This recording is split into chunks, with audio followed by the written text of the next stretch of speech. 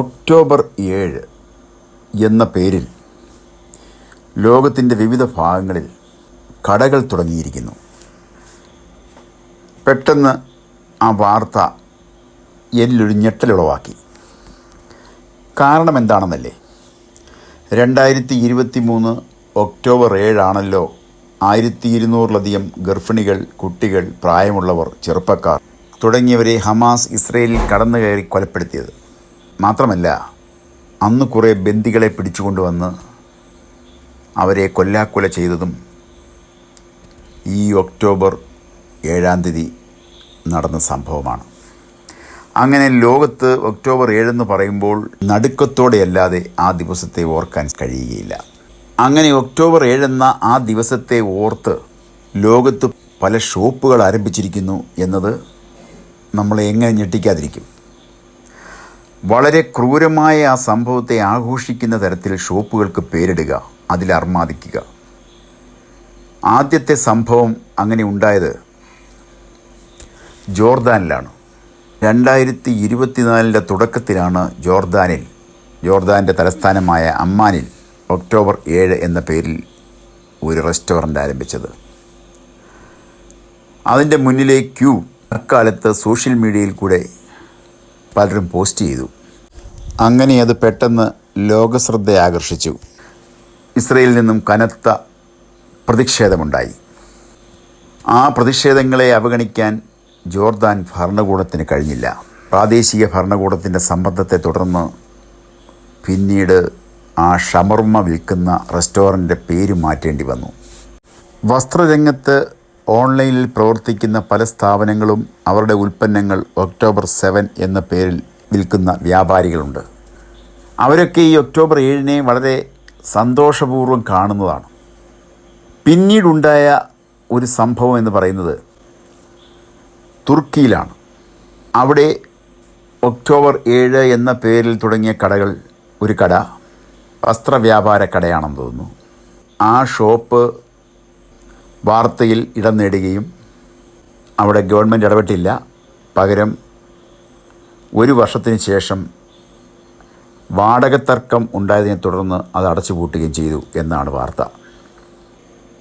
ചുരുക്കത്തിൽ ലിബിയ പോലുള്ള മറ്റ് രാജ്യങ്ങളിലും ഒക്ടോബർ 7 എന്ന പേരിൽ കടകൾ തുടങ്ങിയിട്ടുള്ളതായി പല റിപ്പോർട്ടുകളുണ്ട്. ഇപ്പോൾ തുടങ്ങിയ പ്രധാനപ്പെട്ട കടകളൊക്കെ പേരുകൾ മാറ്റി, ചിലത് പൂട്ടി. എങ്കിലും ഒരു ക്രൂരതയെ ന്യായീകരിക്കുന്ന മനസ്സുകൾ നമുക്കിടയിലുണ്ട് എന്നത് വളരെ ദുഃഖകരമാണ്.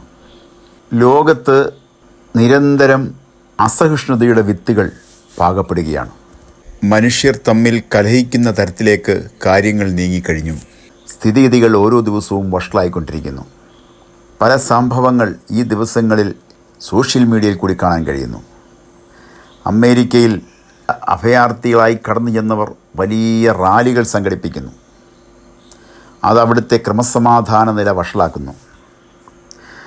അവിടെ ടെക്സാസിൽ സുവിശേഷ പ്രവർത്തനം നടത്തിക്കൊണ്ടിരുന്ന, പരസ്യയോഗം നടത്തിക്കൊണ്ടിരിക്കുന്ന ടീമിന് നേരെ അവരെ ആക്രമിക്കുന്ന അഭയാർത്ഥികൾ, അതുപോലെ വിവിധ സ്ഥലങ്ങളിൽ പള്ളികൾക്ക് തീയിടുന്ന അഭയാർത്ഥികൾ. ടെക്സാസിൽ ഒരു മാളിൽ നടന്ന സംഭവം ഇതോടൊപ്പം കാണിക്കാം.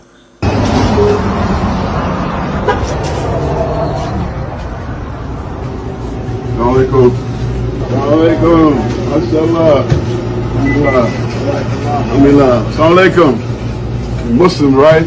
Mashallah. You know, as a merchant, you have every legal right to sell whatever you want. But as a Muslim, I have a responsibility to educate the people and let them know that as a Muslim, you shouldn't sell haram. That the alcohol, the pork, the gambling is all against Islam. And so I'm just letting you know ahead of time, in about 30 days, we're going to start doing demonstrations around the city. But the Muslims that have businesses with haram in it will let the people know that we have to teach the people the best. The Muslims have the best. So let the owners know you should begin to change the inventory, or we're just going to demonstrate. We can't stop you. You have a right to do it, but we have to give the da'wah to let the people know the truth about Islam, okay? Okay, so get the haram out of your store. May Allah bless you. I love you for the sake of Allah. Assalamu alaikum. And not violate the religion of Islam by selling and distributing products that are against the religion, because we should love what Allah loves and we should hate what Allah hates. This is what we're here for, and little by little, one by one, we're going to be visiting all of the stores in the neighborhood, particularly the inner city neighborhoods where the religion of അവിടെ ഹലാൽ സാധനങ്ങൾ മാത്രമേ വിൽക്കാവൂ എന്നാണ് ആ മതപുരോഹിതൻ മാളുകാരനോട് പറയുന്നത്. ന്യൂയോർക്കിൻ്റെ പേര് മാറ്റണമെന്നാവശ്യപ്പെടാനുള്ള സംഘടനകൾ വേറെ, UK ഫ്ലാഗിലുള്ള കുരിശു മാറ്റണമെന്നാവശ്യപ്പെടുന്നവർ വേറെ. അങ്ങനെ എവിടെയും അസമാധാനത്തിൻ്റെ വിത്തുകൾ പാകുകയാണ് അഭയാർത്ഥികൾ. അഭയാർത്ഥികളെ കണ്ടില്ലെന്ന് നടിക്കാൻ ഹൃദയവിശാലതയുള്ള ജനങ്ങൾക്ക് കഴിയുകയില്ല. അതാണ് അതിൻ്റെ യാഥാർത്ഥ്യം. മനുഷ്യൻ്റെ കരച്ചിലും പ്രയാസവും കാണുമ്പോൾ അത് ഉൾക്കൊള്ളുവാനും അതിന് അവരെ സഹായിക്കാനും ശ്രമിക്കുന്നത് ഒരു മാനുഷികമായ സ്വഭാവമാണ്. അത്തരം മാനുഷികമായ സ്വഭാവങ്ങളെ ബലഹീനതയായി കാണുന്ന അഭയാർത്ഥികൾക്ക് മുൻപിൽ ക്രൈസ്തവ ലോകം, പ്രത്യേകിച്ച് യൂറോപ്യൻ രാജ്യങ്ങൾ ഉദാരമതികളായി തീർന്നാൽ പിന്നീട് അതിൻ്റെ തീക്ത ഫലം അനുഭവിക്കുന്നത് അടുത്ത തലമുറയായിരിക്കും. ഇന്നല്ലെങ്കിൽ നാളെ വലിയൊരു വിപത്തിലേക്ക് ലോകം കടന്നുപോകും ഈ രീതിയിൽ പോയാൽ എന്നത് സംശയമില്ല. അഭയാർത്ഥികൾക്ക് മുൻപിൽ ക്രൈസ്തവ ലോകം, പ്രത്യേകിച്ച് യൂറോപ്യൻ രാജ്യങ്ങൾ അന്താളിച്ച് നിൽക്കുകയാണ്. ഇതിനെതിരെ പ്രതികരിക്കാതെ മൗനമായി ഇരിക്കുക എന്നത് ലോകത്ത് ഒരു മനുഷ്യനും സാധ്യമല്ല. കാരണം സാഹചര്യങ്ങൾ അത്രയേറെ മാറിക്കൊണ്ടിരിക്കുന്നു. അവരുടെ അരാജകത്വം സമാധാനപ്രേമികളിലേക്ക് അടിച്ചേൽപ്പിക്കുവാനുള്ള തീവ്രമായ ശ്രമമാണ് ഇപ്പോൾ കണ്ടുകൊണ്ടിരിക്കുന്നത്. അരാജകത്വം നിലനിർത്താൻ ആഗ്രഹിക്കുകയാണവർ. സ്പെയിനിൽ നാം കണ്ടു അനിയന്ത്രിതമായി കടന്നു വന്ന അഭയാർത്ഥികൾ. പെട്ടെന്ന് ഒരു ദിവസം തീരുമാനമെടുത്ത് അഭയാർത്ഥികളായി വരുന്നവരല്ല ഇവരൊന്നും. അധിനിവേശം എന്ന ഒരു ചിന്തയാണ് ഭൂരിഭാഗം അഭയാർത്ഥികളുടെയും മനസ്സിൽ. ക്രൈസ്തവ ലോകം ഇതിനെതിരെ പ്രതികരിക്കാൻ വളരെ വൈകുന്നു. നിർഭാഗ്യവശാൽ ഇവരുടെ മനോഭാവം അനുകൂലമാണ് എന്ന് തെറ്റിദ്ധരിച്ച് ചിലർ മുന്നേറുകയാണ്. രാഷ്ട്രീയ മേഖലകളിൽ ഗവൺമെൻറ് തലത്തിൽ ശക്തമായ തീരുമാനങ്ങളെടുക്കാത്തതും അഭയാർത്ഥികളുടെ കുത്തൊഴുക്കിന് കാരണമായി തീരുന്നു എന്ന് പറയാം.